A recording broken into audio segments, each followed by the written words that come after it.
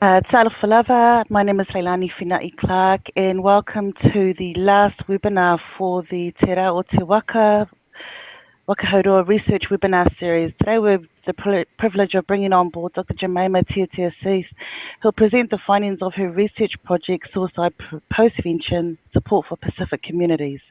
The aim of her research was to engage Pacific communities in examining appropriate and effective components for inclusion in Pacific suicide postvention activities and the development of Pacific suicide postvention guidelines.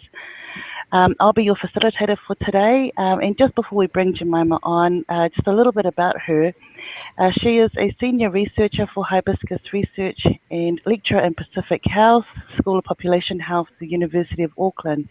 Her research and teaching expertise focuses on Pacific suicide prevention and postvention youth issues, mental health, Pacific health and well-being, climate change, inequalities in health, and Pacific studies.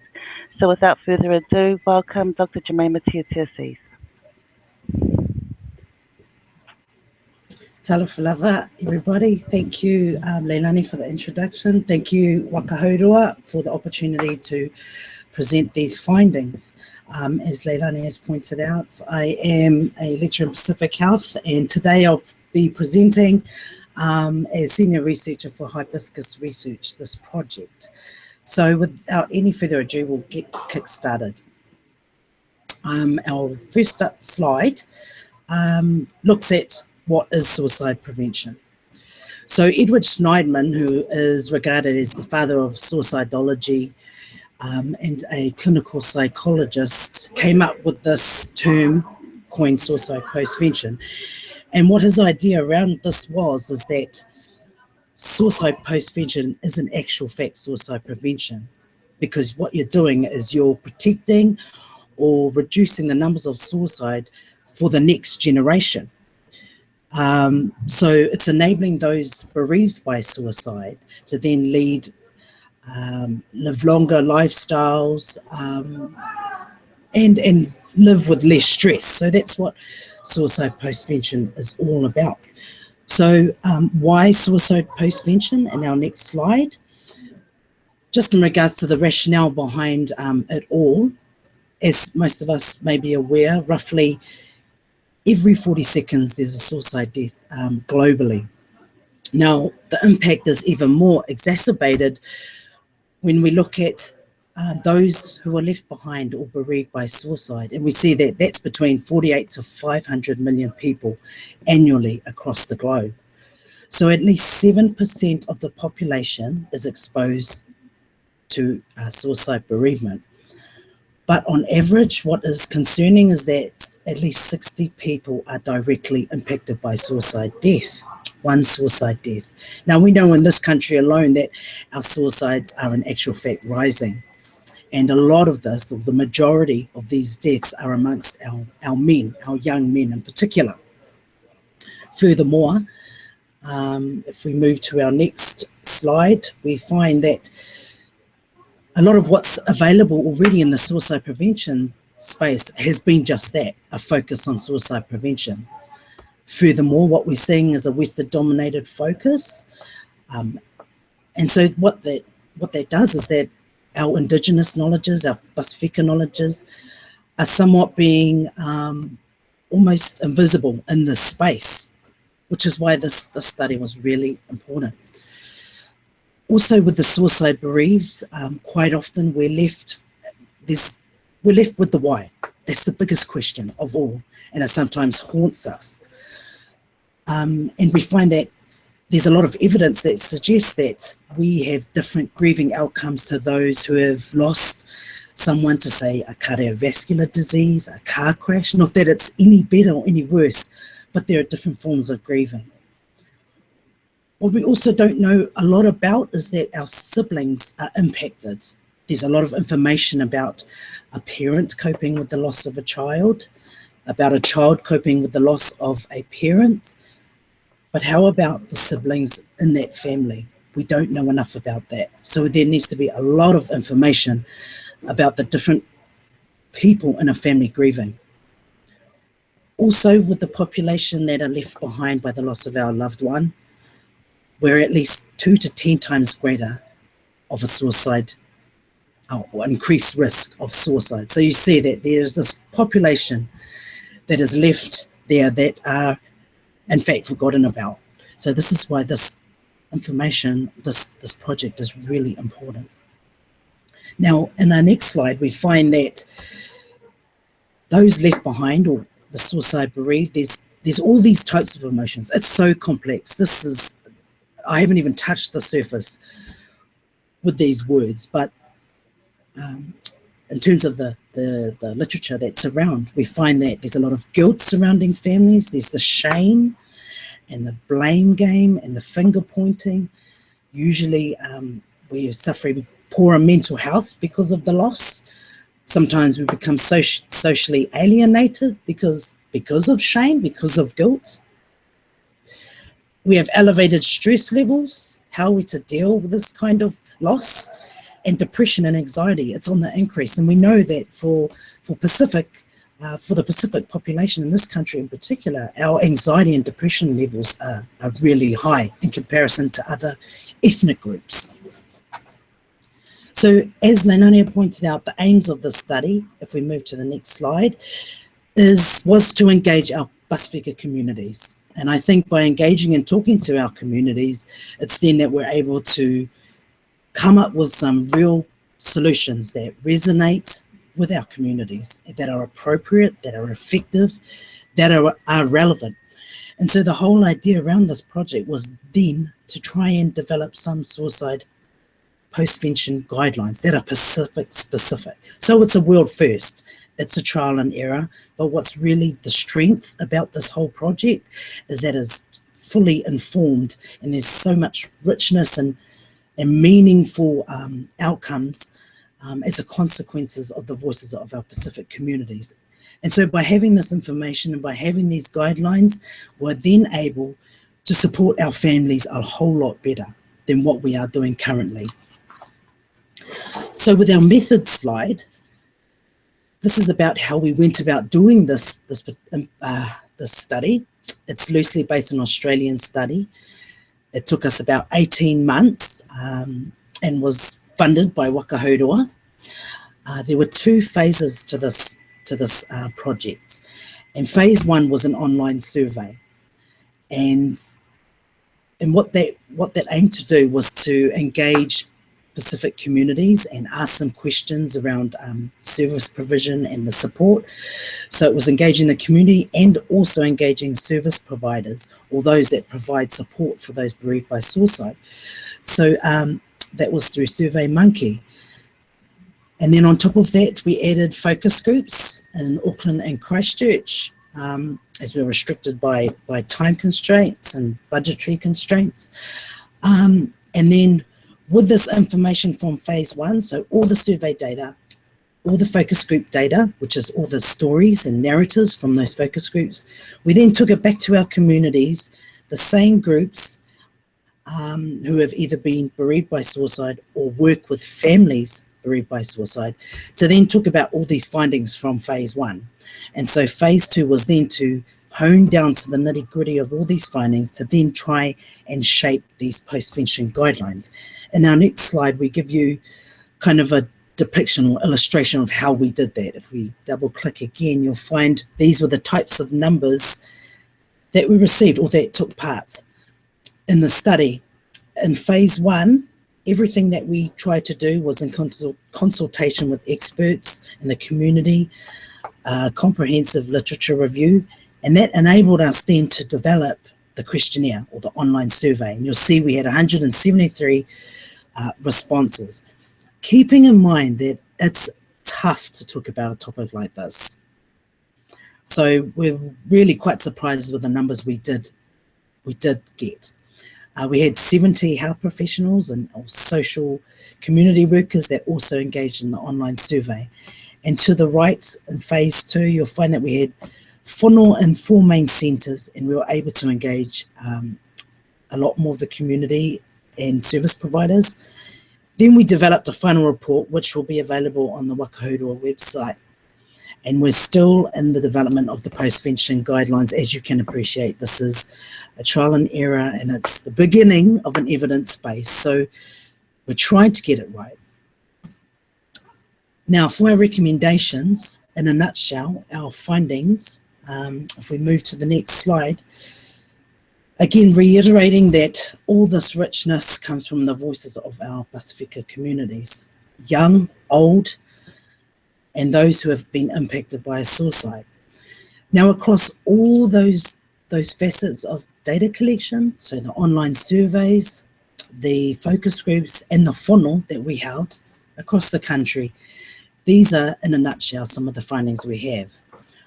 What our suicide bereaved consider and service providers consider is that there needs to be a family champion within each family. So this person, especially during the time of when grieving is at its utmost peak, we need a person that is at least strong enough to be able to be there for the family and also liaise with different organisations, whether it's police, coroners, WINS, and this person will be the focus point for any type of support coming into the family. There needs to be more cultural competency training within bereavement support services.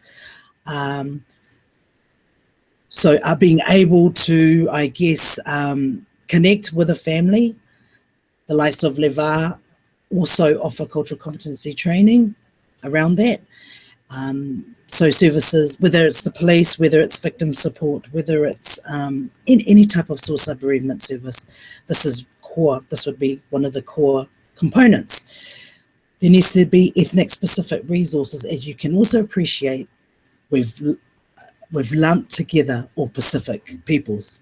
And we know for a fact that we're quite distinct in so many ways. So something like this enables then our Pacific communities to take this information and adapt it accordingly, and what works for an ethnic specific group. Also, what was really interesting is that the engagement we received from the community in the online survey and focus groups and the funnel, what was indicated is that they had lost their loved one at least 2 years prior to engaging in our study. What we don't know then is this then a safe time to open up and talk about it for our Pacific communities, or are our services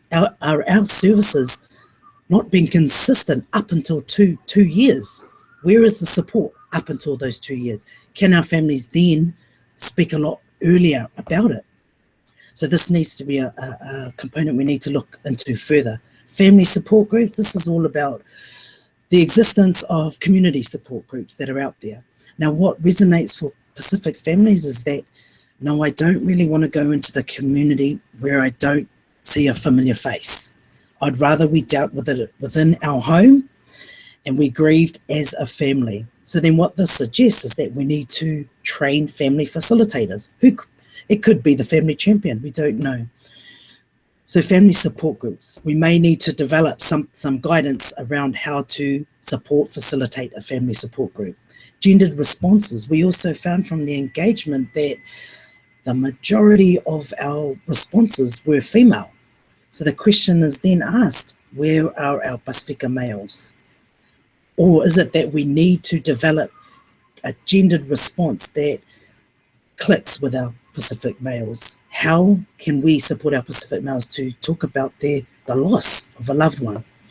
Suicide postvention visibility, this is about bringing suicide postvention to the fore.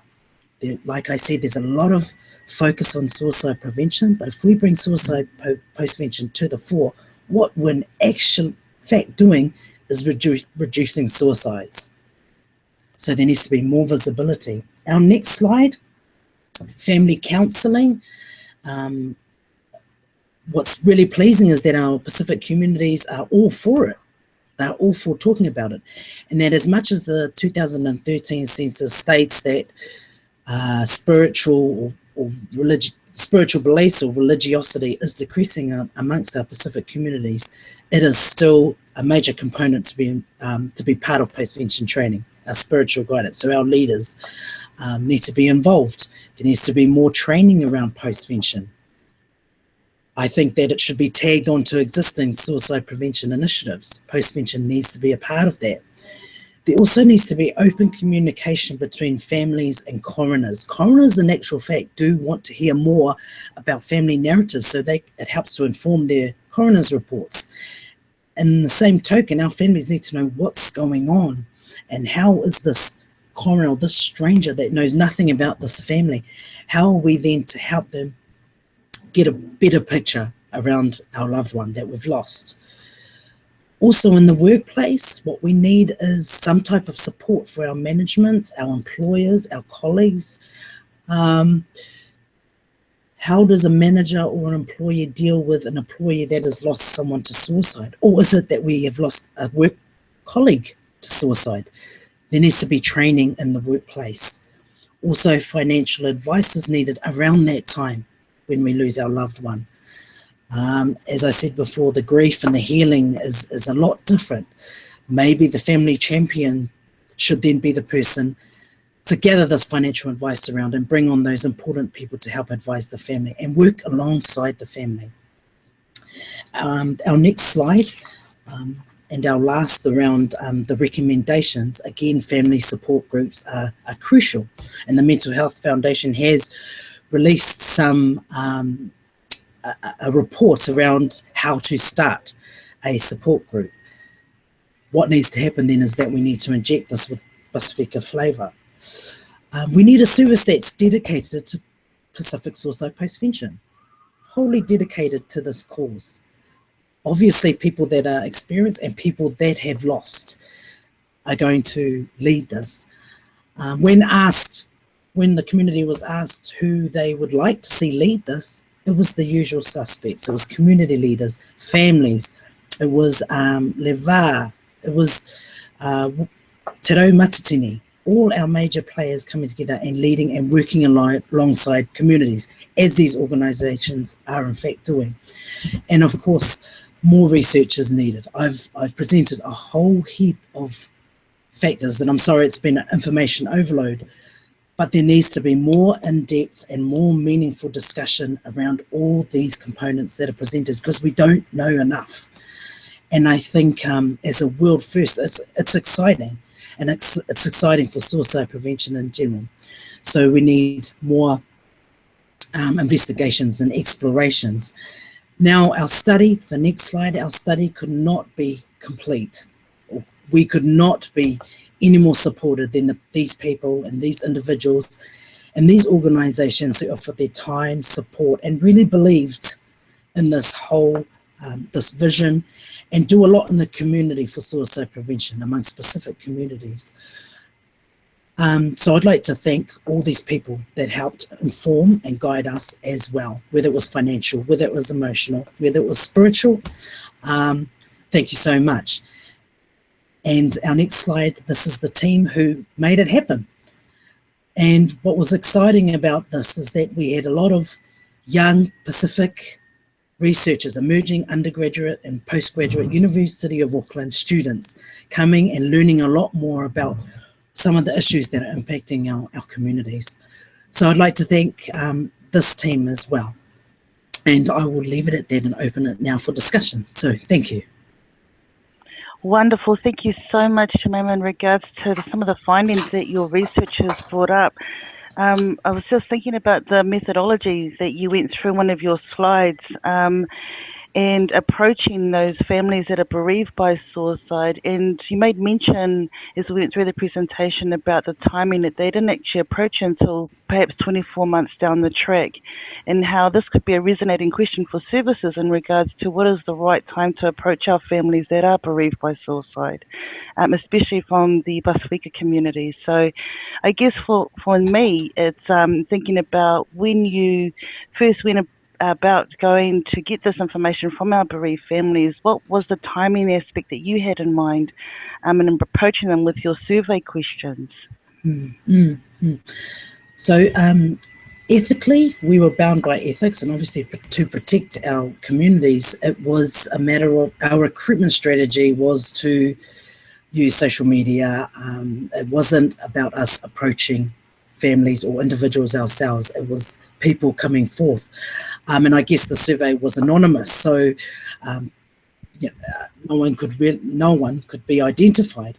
But what came about from that is that we found that people would be at the home during that time, and then there'd be, say, a follow-up within 4 weeks, then maybe a follow-up 6 months later, and then a drop-off. What our communities are crying for then is that where is the consistent follow-up? It needs to be at least 12 months, at the least. So I guess services then need to have follow-up strategies in place. Obviously, we need to grow existing services like victim support, and those services need, I think, a lot more support, growing the capacity of the workforce, growing the Pacific workforce in those services as well. So it's consistent follow-up, which has been key. And as I said, 24 months may be too long. These people might have wanted to talk a whole lot earlier, but have never been prepared or supported.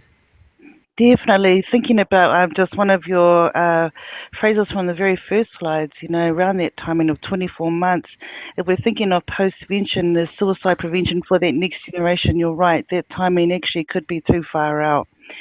I guess this is an opportunity for those that are viewing to ask questions of Dr. Jemaima, and have the opportunity to just write your questions down in the comments below, and we'll hopefully see them come through.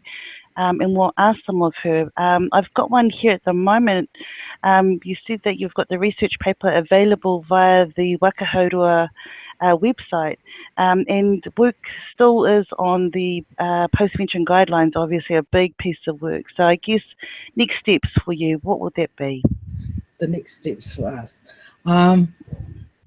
Definitely the major next step is the postvention guidelines, which we're still developing. But in terms of steps thereafter, I guess it would be about supporting communities that then want to grab these and adapt it according to the ethnic specific needs. I think that would be the next step. And obviously publishing in journals, and we've still yet to go and disseminate back to the communities. We've done it in pockets. We're still trying to get ourselves around that. So we'll be going back to the communities where it started and gifting back. Oh, fantastic. Very exciting to see some of the stuff that came up with your findings. And one that really resonated for me especially was around that everyone has different grieving outcomes, and some of the findings around is not enough information around siblings grieving of a lost one to suicide. So I look forward to actually seeing more of the report on the website, through the Waka Hourua website, but also seeing those guidelines come through. We've got time for one question. Would like to know your thoughts on the support services, i.e. qualified versus community support. Community support is, I think it should be one and the same. You need someone that, yes, has the skill base and has the qualification, but has also the empathy that has experienced suicide bereavement. I think that would be your whole package and would be a lot more effective. Also, there's a question here about the cultural competency and engagement of, say, an organisation like victim support. I guess as an organisation, this is something you would take back to the board or the table of victim support and say that these guidelines are not just for Pacific communities, but for non-Pacific, to be able to support Pacific communities bereaved by suicide. I think cultural competency should be maybe a core component of an organisation that is supporting the suicide bereaved. I hope that's answered your question. Thank you for that. I think that's the only questions that we have at the moment, but anything else you want to add? I think if you do take a look at the report, what I've presented has just been a snippet, and what you'll find in there is just some really rich data. So that hasn't wholly been reported on. So that data exists. And I guess if you're a researcher or a service provider, there is some data there for you to help inform your service and pick it up and go with it. As there's more research to be done. I think that would probably be my last thing, and just to thank all the participants who shared their stories, because I can't begin to imagine how tough it would be to talk about something like this, and yet you see the love of our people and the passion of our people, that they're willing to pass this hurt, this healing, this pain over to others, and that we're able to come together and find some real solutions. So thank you so much. Totally lava, Jemaima. We also like to acknowledge all the families that were part of your research also. Just thinking about the stigma and the blame and the shame and a lot of the things that you brought up before around cultural alienation, and that actually surrounds a family after losing someone to suicide, and to have a very courageous voice that is left behind, and to share that voice, we say totally lava. I totally love it, Dr. Jemaima Tiatia-Seath, for your time, for your dedication and your passion towards your research that will eventually assist our community in regards to those postvention guidelines. Thank you so much for that. And this will be the last of our webinar series. So we say from our Pasifika communities, Manuel Aso, e whatautele lava.